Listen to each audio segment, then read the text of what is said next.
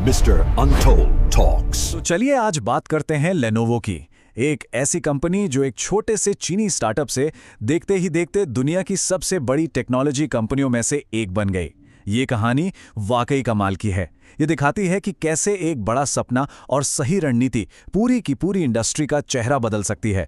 तो जरा सोचिए, हम बात कर रहे हैं 1980 के दशक की शुरुआत की।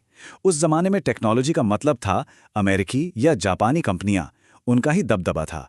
ऐसे में ये सोचना भी मतलब लगभग नामुमकिन था कि कोई चीनी कंपनी इस रेस में आएगी और जीत जाएगी। अरे रेस में शामिल भी हो पाएगी, इस पर भी शक था। तो ये कहानी शुरू होती है साल 1984 में। उस समय का चीन आज के चीन से बहुत बहुत अलग था, आर्थिक तौर पर भी और तकनीकी तौर पर भी। चारों तरफ बस चुनौतियां ही चुनौतियां थी। और शुरुआत कहां से हुई? किसी बड़े चमचमाते ऑफिस से नहीं, बल्कि बीजिंग में एक छोटे से मामूली से गार्ड हाउस से। जी हां, एक गार्ड हाउस। वहीं पर चाइनीज एकेडमी ऑफ साइंसेज के 11 इंजीनियरों की एक टीम बैठी थी। जगह छोटी थी, लेकिन उनके सपने बहुत बड़े थे। और इस बड़े सपने को पूरा करने के लिए शुरुआती पैसा कितना था? सिर्फ 2 लाख युआन। आज के समय में यह रकम कुछ भी नहीं है, मतलब बहुत ही छोटी सी रकम है। लेकिन इसी छोटी सी पूंजी से लेजेंड नाम की एक कंपनी की बुनियाद रखी गई। देखिए, शुरुआत में उन्होंने कोई दुनिया बदलने का प्लान नहीं बनाया। उनका फोकस बहुत साफ था, अपने देश की एक बहुत बड़ी प्रॉब्लम को सॉल्व करना। प्रॉब्लम क्या थी? उस समय के कंप्यूटर चीनी भाषा के कैरेक्टर्स को ठीक से समझ नहीं पाते थे, प्रोसेस नहीं कर पाते थे। लेजेंड ने इसी मुश्किल का हल निकाला, और बस यही एक इनोवेशन उन्हें चीनी मार्केट में सबसे आगे ले गया। और फिर तो बस ये आइडिया रॉकेट की तरह आगे बढ़ा। कुछ ही सालों के अंदर लेजेंड ने पूरे चीन में अपना एक जबरदस्त डिस्ट्रीब्यूशन नेटवर्क खड़ा कर दिया, और 90s के मध्य तक आते आते वो चीन के नंबर 1 पीसी ब्रांड बन चुके थे। सोचिए, उन्होंने अपने ही देश में दुनिया की बड़ी बड़ी टेक कंपनियों को पीछे छोड़ दिया था। लेकिन चीन का बाजार जीतना तो बस शुरुआत थी। कंपनी की नजरें अब चीन की सीमाओं से बाहर पूरी दुनिया पर टिकी थीं, और इतने बड़े लक्ष्य के लिए एक ग्लोबल पहचान की जरूरत थी। और इसी के चलते साल 2003 में एक बहुत बड़ा और स्ट्रेटेजिक फैसला लिया गया। लेजेंड का नाम बदलकर लेनोवो कर दिया गया। लेजेंड से और नोवो मतलब नया। तो ये सिर्फ एक नाम नहीं बदला था, ये पूरी दुनिया को एक सिग्नल था कि एक नया ग्लोबल प्लेयर अब मैदान में उतरने को तैयार है। और फिर आया वो कदम जिसने पूरी की पूरी टेक इंडस्ट्री को हिलाकर रख दिया। एक ऐसा फैसला जिसने लेनोवो के पूरे भविष्य को एक दांव पर लगा दिया था। साल 2005 में लेनोवो ने आईबीएम के पीसी डिवीजन को खरीद लिया। हाँ, वही आईबीएम। अब देखिए, आईबीएम का पीसी बिजनेस उस समय स्ट्रगल कर रहा था, लेकिन उसके साथ था थिंकपैड जैसा आइकॉनिक ब्रांड जिसकी अपनी एक जबरदस्त पहचान थी। ये एक ऐतिहासिक पल था। पहली बार एक चीनी कंपनी एक इतने बड़े अमेरिकन ब्रांड को खरीद रही थी। तो इस एक डील से लेनोवो को मिला क्या? सबसे पहले तो आइकॉनिक थिंकपैड ब्रांड और उसकी जबरदस्त लेगेसी। इसके साथ ही रातों रात उन्हें मिली ग्लोबल क्रेडिबिलिटी। दुनिया भर के बाजारों का दरवाजा खुल गया।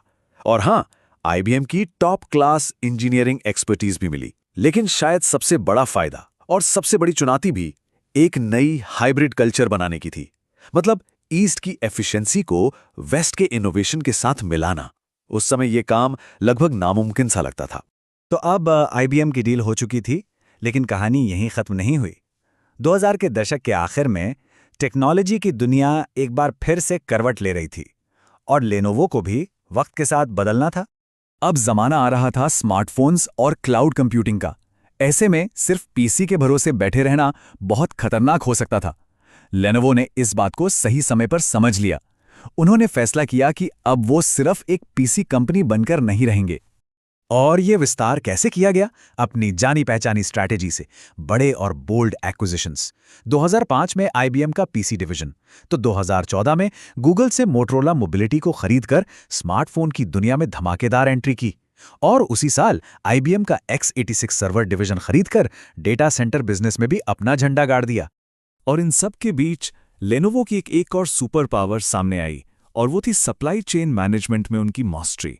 मतलब सामान बनाने से लेकर उसे दुनिया के कोने कोने तक पहुंचाने का जो उनका सिस्टम था, वो कमाल का था। इसी की बदौलत वो हाई परफॉर्मेंस डिवाइस इतने कॉम्पिटिटिव दामों पर बेच पाते थे, और इसका सीधा फायदा हम जैसे कस्टमर्स को मिला। तो ये तो हुई अब तक की कहानी। अब आते हैं आज के लेनोवो पर, जिसकी एक बिल्कुल ही अनोखी पहचान है और जो टेक्नोलॉजी के भविष्य को एक नई दिशा देने की कोशिश कर रहा है। आज लेनोवो की सबसे बड़ी ताकत मानी जाती है उसकी हाइब्रिड पहचान। इसका मतलब क्या है? मतलब ये कि लेनोवो न तो पूरी तरह से एक चीनी कंपनी है और न ही पूरी तरह से वेस्टर्न। ये दोनों का एक बेहतरीन मिक्सचर है। वो चीन की जबरदस्त मैन्युफैक्चरिंग क्षमता का इस्तेमाल करते हैं, तो वहीं प्रोडक्ट डिजाइन और इनोवेशन के लिए पूरी दुनिया से बेस्ट टैलेंट और आइडियाज लाते हैं। ये कल्चर उन्हें हर बाजार को बेहतर ढंग से समझने में मदद करता है। तो आज लेनोवो सिर्फ ट्रेंड्स का पीछा नहीं कर रहा, बल्कि वो खुद नए ट्रेंड्स बना रहा है। अब उनका पूरा फोकस इनोवेशन की अगली लहर पर है, जैसे कि आर्टिफिशियल इंटेलिजेंस यानी AI, एज कंप्यूटिंग और स्मार्ट इंफ्रास्ट्रक्चर। ये वो टेक्नोलॉजीज हैं जो हमारे आने वाले कल को शेप देंगी। तो एक छोटे से गार्ड हाउस से शुरू हुआ ये सफर आज दुनिया के सबसे बड़े टेक दिग्गजों में से एक बनने तक पहुंच चुका है। लेनोवो की ये कहानी हमें एक बहुत बड़े सवाल के सामने लाकर खड़ा कर देती है। जैसे जैसे हमारी दुनिया और ज्यादा डिजिटल और कनेक्टेड होती जा रही है और टेक्नोलॉजी खुद और ज्यादा इंटेलिजेंट होती जा रही है, तो हमारा और इन मशीनों का रिश्ता भविष्य में कैसा होगा, ये वाकई एक सोचने वाली बात है।